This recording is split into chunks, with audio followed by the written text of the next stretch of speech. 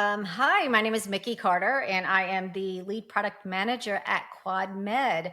And I was transitioning from a 20-year background in the medical field, doing direct patient care, as well as following that 9 years as a founder and developing products in the digital health and wellness space, but not having that traditional title as product manager. And so I was looking for a way to package all of my past experience and transition into a traditional product management role at this time in my life. It was the perfect fit. And I stumbled onto Product Manager Accelerator with Dr. Nancy Lee, and it was exactly what I needed. So, uh, at going through the course of that, it helped me to update my resume, my LinkedIn, get a portfolio going, meet an amazing community of supportive people, and actually, as a part of that community, signed up for Dr. Nancy's first cohort for AIPM bootcamp,